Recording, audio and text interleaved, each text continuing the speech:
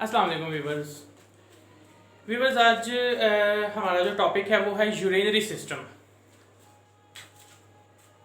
Important topic है urinary system, very important topic. Previous lecture में हमने देखा था कि जी जो एक्सक्रीशन इन ह्यूमन है उसमें कौन कौन से आर्गन एक्सक्रीटरी रोल प्ले करते हैं। जैसे हमने लिवर को डिस्कस कर लिया था, तो आज हमने यूरिनरी सिस्टम के बारे में पढ़ना है जो ह्यूमन के अंदर है, जिसे हम मोस्ट इम्पोर्टेंटली जानते हैं किडनी के बारे में हमने पढ़ना है। तो यूरिनरी सिस्टम जो है ये एक्चुअली अगर हम इसको डिफाइन करें तो इट इज कंसिस्ट ऑफ या formed by kidney plus associated structures. Kidney और उसके एसोसिएटेड स्ट्रक्चर्स पे कंसिस्ट होता है क्या, यूरिनरी सिस्टम ह्यूमन का। अब हमने ये देखना है, किडनी का तो हमें पता चल गया, एसोसिएटेड स्ट्रक्चर क्या है, किन चीजों से मिलकर यूरिनरी सिस्टम बनता है। तो यूरिनरी सिस्टम जो है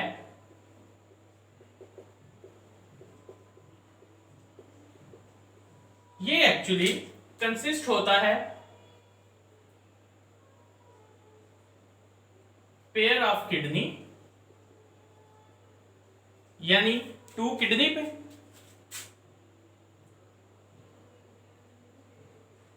पेयर ऑफ यूरेटर, 2 यूरेटर्स पे 1 urinary bladder and urethra. Clear? ये चीजों पे यूरिनरी सिस्टम कंसिस्ट है हमारा, pair of kidney, pair of ureter, 1 urinary bladder and 1 urethra. अब हमने बेसिक डायग्राम यूरिनरी सिस्टम की यहां पे ड्रॉ कर लेते हैं, like this.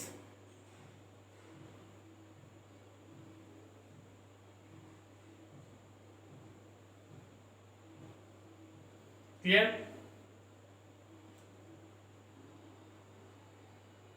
One kidney, ureter,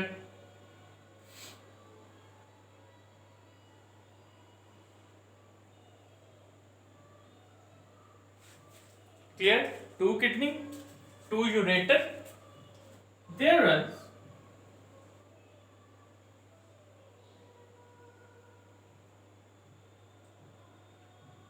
a structure called urinary bladder.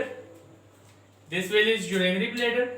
इस urinary bladder के अंदर 2 पोर्स होते हैं जिनको हम यूरिनरी ओरिफिस कहते हैं।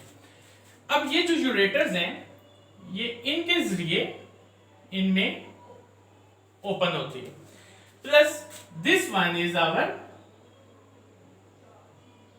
Urethra tube. Understand? This urinary bladder is smiling. इनको लेबल कर देते हैं। These are, kidney. These 2 tubes are ureter. This one is urinary bladder. These 2 structure urinary orifice and this one is urethra। ये simple सा हमारा urinary system है। अब हमने यूरिनरी सिस्टम में बात कर ली, मेन इंपॉर्टेंट हमने बात की है किडनी के बारे में। तो अब किडनी को डिस्कस कर लेते हैं। किडनी है हमारा मेन। किडनी जो होता है इट इज बीन शेप, बहुत कम इसका वेट होता है, टोटल बॉडी में से 1% से भी कम इसका वेट होता है, लेकिन बहुत ज्यादा इंपॉर्टेंट है हमारे लिए। अब इसकी अगर हम बात करें किडनी की, तो सबसे पहले हमें ज़हन में आता है इसकी लोकेशन किधर है। लोकेशन किधर होता है बॉडी में kidney? It is present either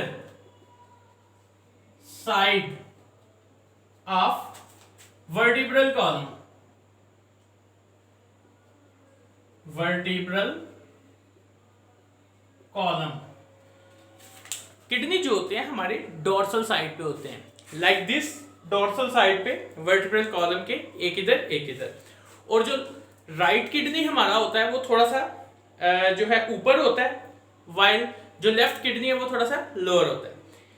sorry, right kidney थोड़ा सा नीचे होता है और लेफ्ट किडनी थोड़ा सा ऊपर होता है। उसकी वजह ये है कि राइट साइड पे हमारा होता है लिवर, तो लिवर की एडजस्टमेंट के लिए राइट किडनी थोड़ा सा नेचर ने नीचे की तरफ कर दिया। लोकेशन का पता चला। वेट की बात करें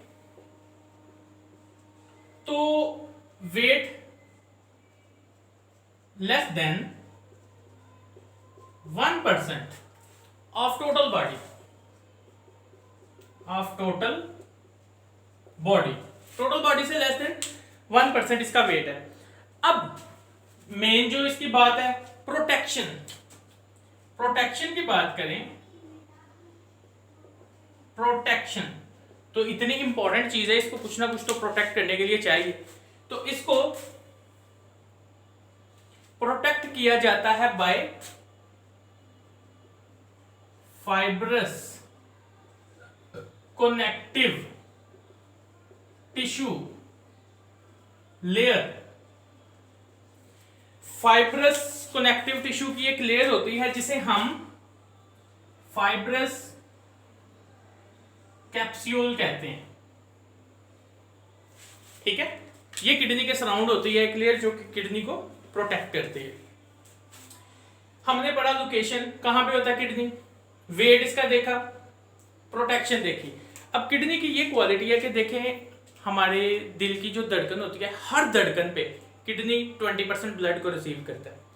सो ये बहुत ज़्यादा हमारी बॉडी में इंपॉर्टेंट है और इसके लिए वेट इसका इतना कम है लेकिन इतनी अहमियत ये रखता है। अगर ये फेल हो जाए तो बंदा भी फेल हो जाता है डेफिनेटली।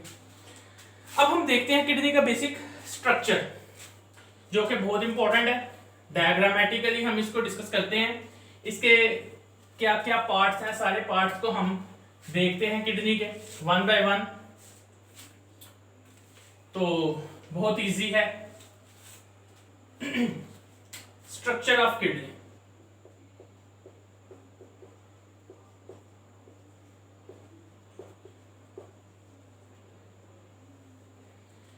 किडनी के स्ट्रक्चर की अगर हम बात करें तो दिस वन एक्चुअली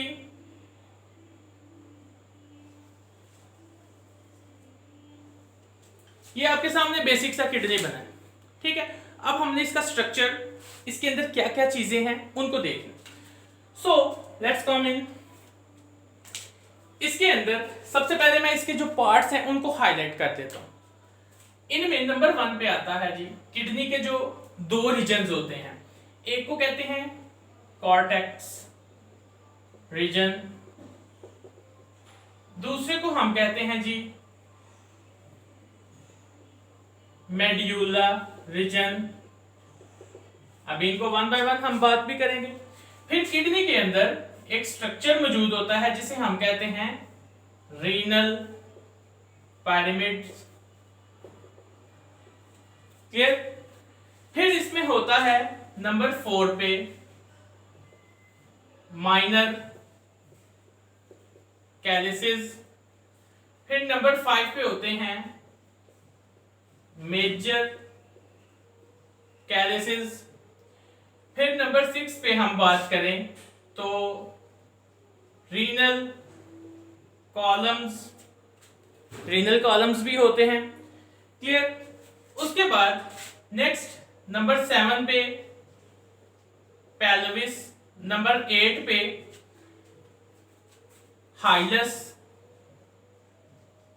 हाइलस स्ट्रक्चर होता है। इसके बाद सब नेक्स्ट नंबर 9 पे है यूरेटर, नंबर 10 पे है जी यूरेथ्रा, सॉरी यूरेनरी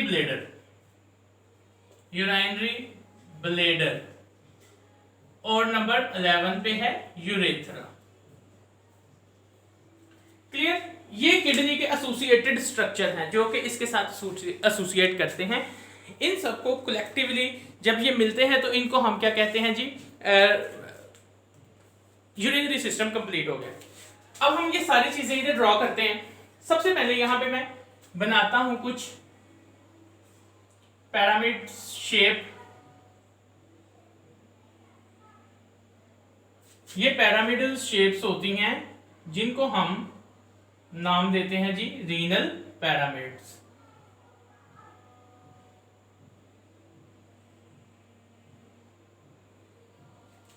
क्लियर? अब देखिएगा, आपको दो रीजन किडनी के नजर आ रहे हैं। एक ये जो ऊपर वाला नजर आ रहा है लेयर, ये जो ऊपर वाला हिस्सा है किडनी का, इसको हम कहते हैं जी रीनल कॉर्टेक्स। ये क्या है? Cortex region. Outer part of kidney, outer part of region या outer region of kidney is called renal cortex. और ये जो यहां पे ये जो सारा आपको हिस्सा नीचे नजर आ रहा है, ये रीनल मेड्यूला है। अब ये जो मैंने ब्लूइश स्ट्रक्चर बनाए हैं, these are actually renal pyramids. Clear?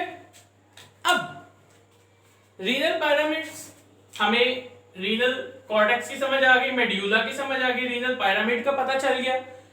अब हमने देखना है माइनर कैलेक्स क्या होता है, माइनर कैलेक्स, मेजर कैलेक्स क्या होता है, रीनल कॉलम्स क्या होते हैं। हमें सबसे पहले रीनल कॉलम्स को देखना है, फिर हमें माइनर और मेजर कैलेक्स की समझ आएगी। रीनल कॉलम्स लाइक दिस,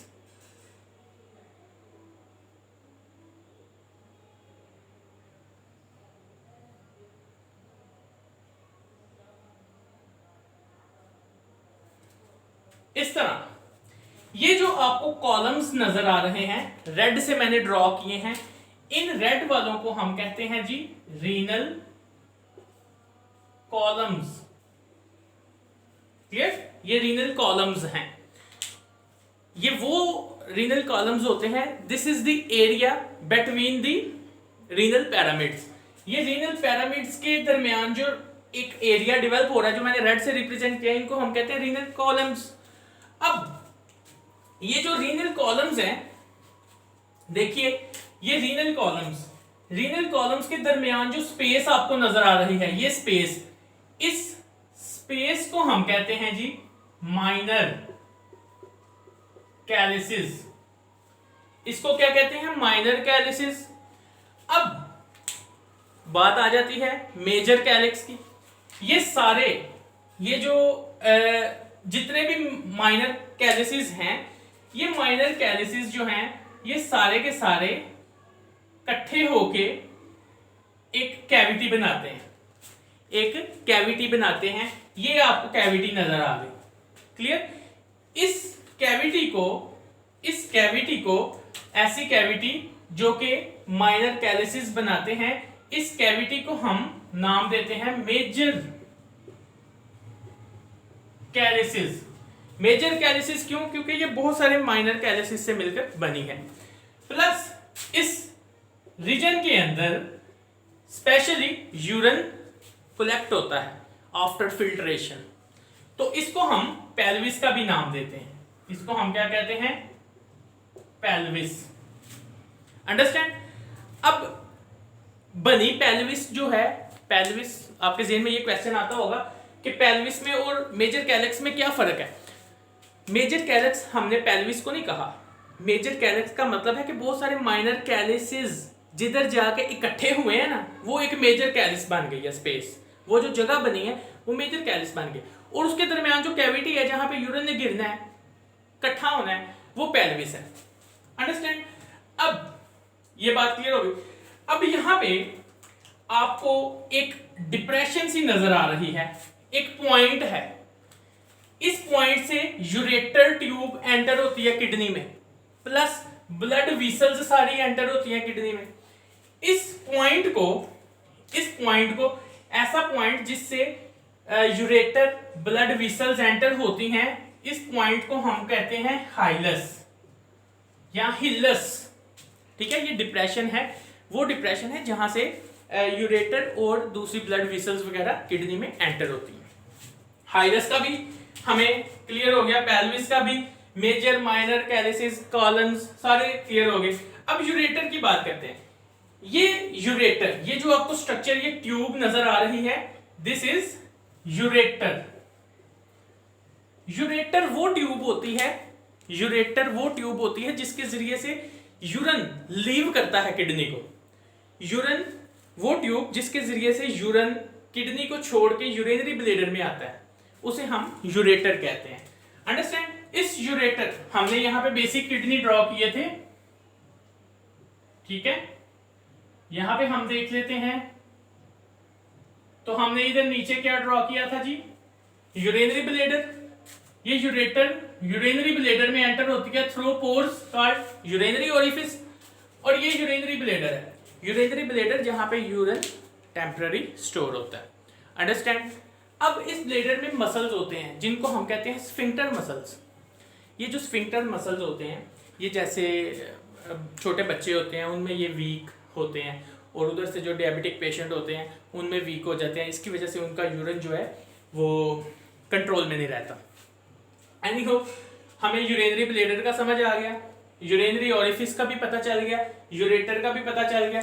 अब यहां पे ये एक ट्यूब आपको नजर आती है जिसे हमने नाम दिया था जी यूरेथ्रा। क्लियर? यूरेथ्रा वो ट्यूब है जो मेल में भी होती है, फीमेल में भी होती है।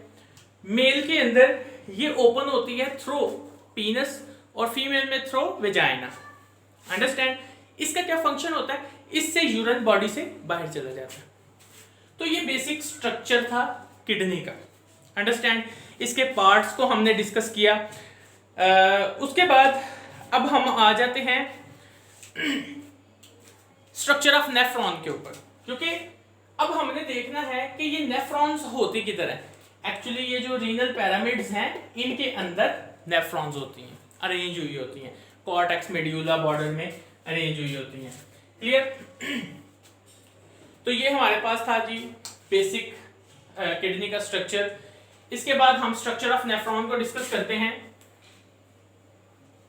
Structure of nephron examination point of view से बहुत ज्यादा इंपॉर्टेंट है, और इसके फंक्शंस यानी यूरिन फॉर्मेशन बहुत ज्यादा इंपॉर्टेंट है।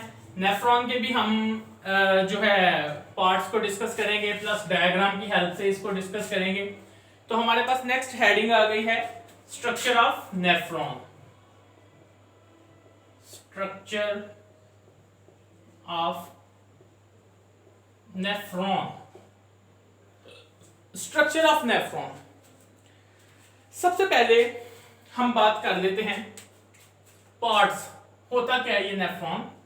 Actually it is the functional unit of kidney.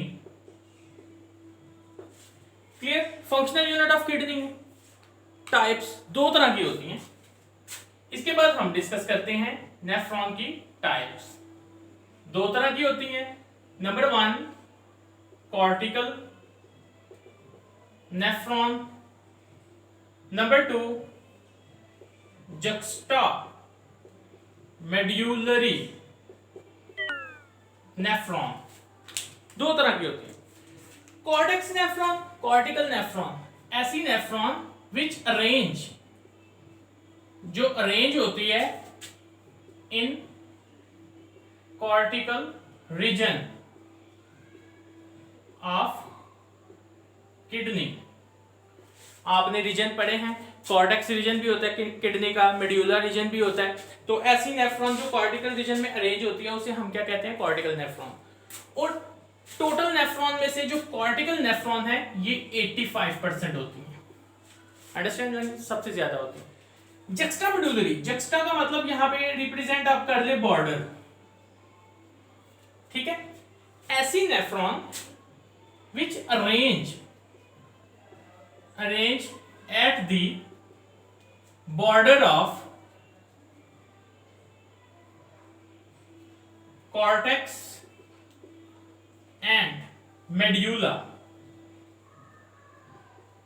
ऐसी नेफ्रॉन जो कॉर्टेक्स और मेड्यूला के बॉर्डर पे अरेंज होती है उसे हम क्या कहते हैं, जक्स्ट्रामेडुलरी नेफ्रॉन। अगर हम सिंपल सा यहाँ पे किडनी बनाते हैं, किडनी ड्रॉ करते हैं, सपोज यहाँ पे मैं दो पिरामिड्स बना देता हूं, क्लियर, एक यहां पे मैंने बना दिया। अब देखना ये है, कुछ नेफ्रॉन्स ऐसी होती हैं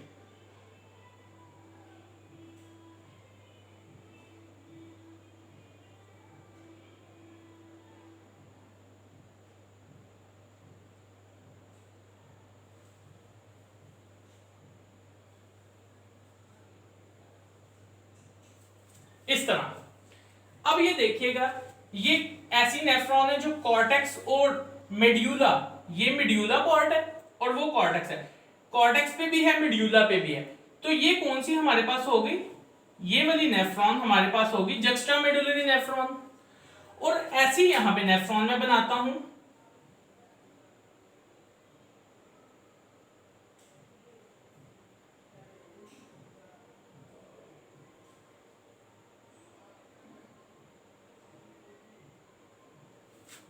जो कि सिर्फ और सिर्फ कॉर्टेक्स रीजन पे ही अरेंज है, यानी जिसका लूप ऑफ हैंडले सिर्फ मेड्यूला रीजन को टच कर रहा है, बट इधर मेड्यूला रीजन में काफी डीप में गया हुआ है, तो ये वाली कॉर्टिकल नेफ्रॉन है, कॉर्टिकल नेफ्रॉन। इस तरह से ये रीनल पिरामिड में अरेंज होती है। अब हमने ये भी डिस्कस कर लिया, अब हम आते हैं जी नेफ्रॉन के पार्ट्स की तरफ।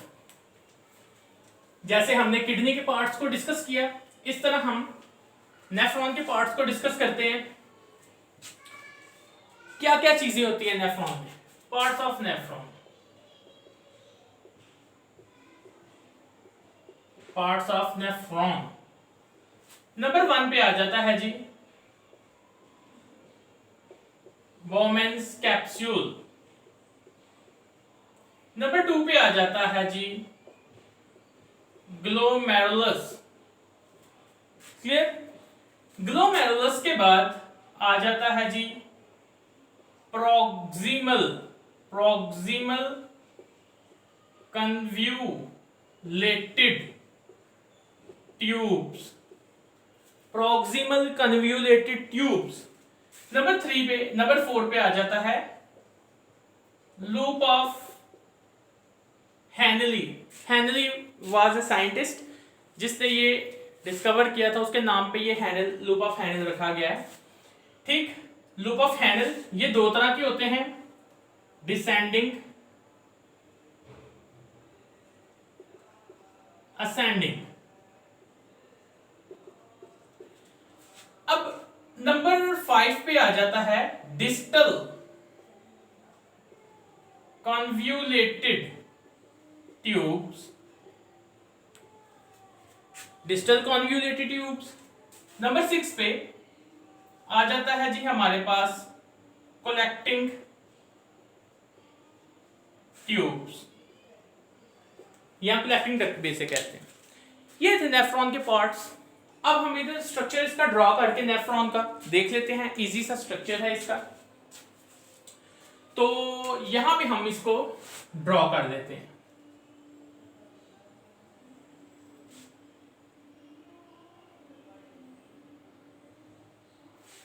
क्लियर, ये एक कप शेप स्ट्रक्चर बन गया हमारे पास, कप शेप स्ट्रक्चर बन गया है। इस कप शेप स्ट्रक्चर को हम नाम देते हैं जी Bowman capsule, Bowman's capsule, understand. अब बोमेन कैप्सूल का हमें पता चल गया। अब यहां पे इसमें एक आर्टरी आ रही है,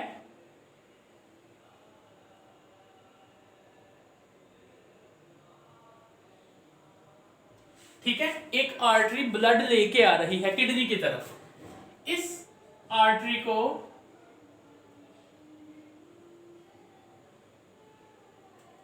ऐसी आर्टरी जो ब्लड लेके किडनी की तरफ आ रही है, इस आर्टरी को हम कहते हैं जी एफरेंट आर्टरियोल, एफरेंट आर्टरी। इसे क्या करेंगे, ये ब्लड किडनी की तरफ लेके आ रही है, इसे हम कहेंगे एफरेंट, एफरेंट आर्टरियोल।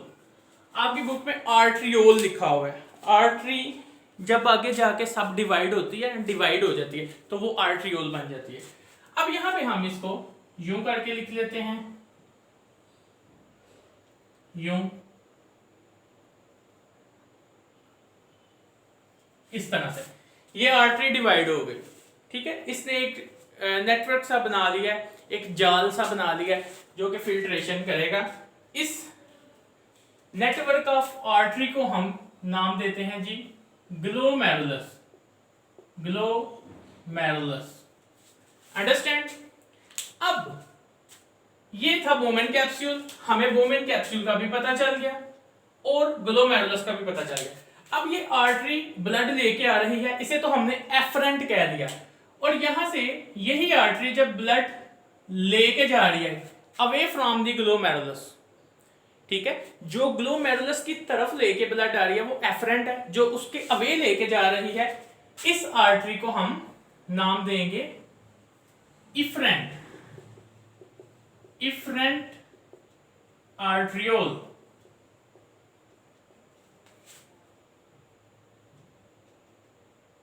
आर्टरियोल, ओके। अब यहां तक बात क्लियर। अब हम बात करते हैं प्रोक्सिमल कन्वोल्यूटेड ट्यूब्यूल। प्रोक्सिमल लफ्ज प्रोक्सिमिटी से निकला है, नजदीक।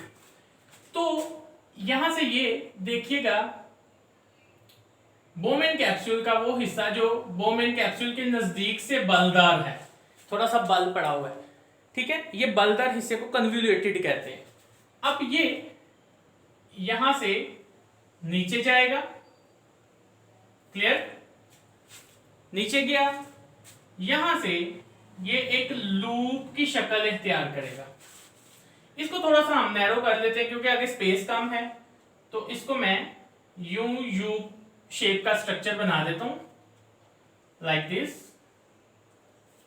क्लियर। यहां से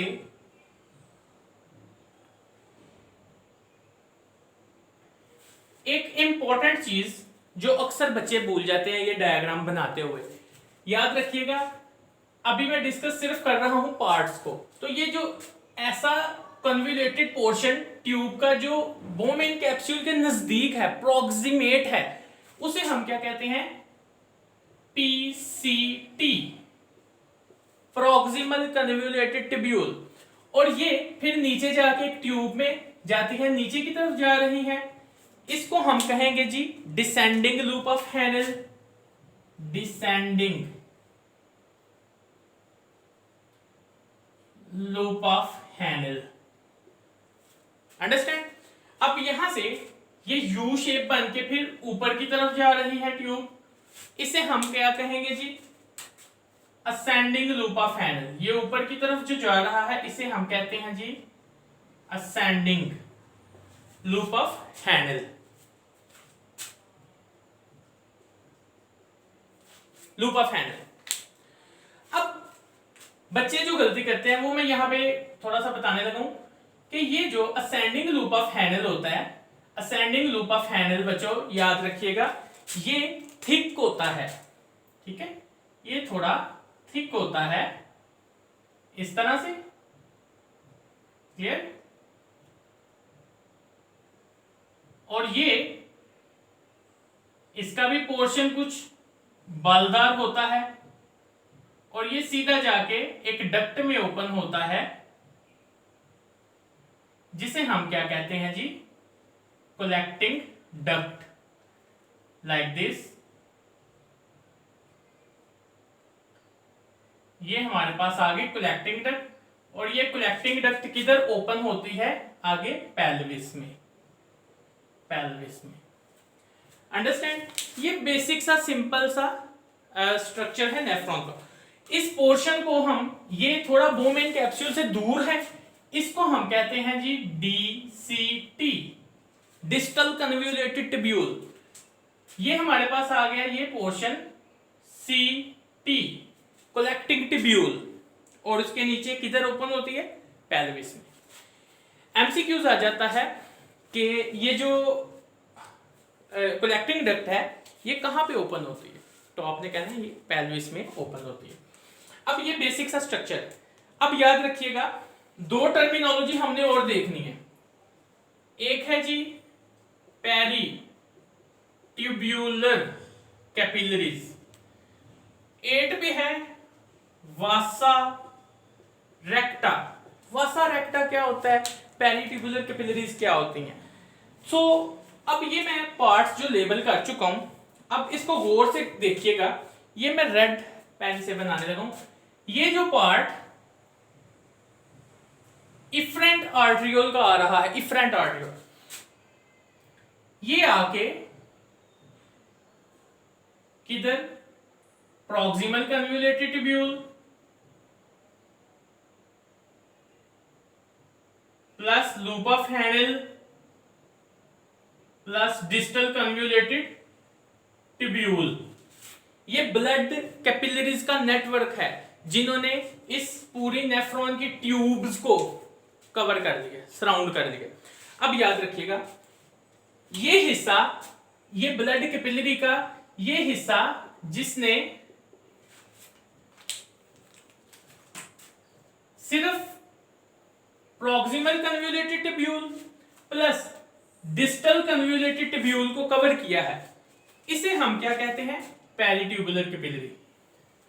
दिस इज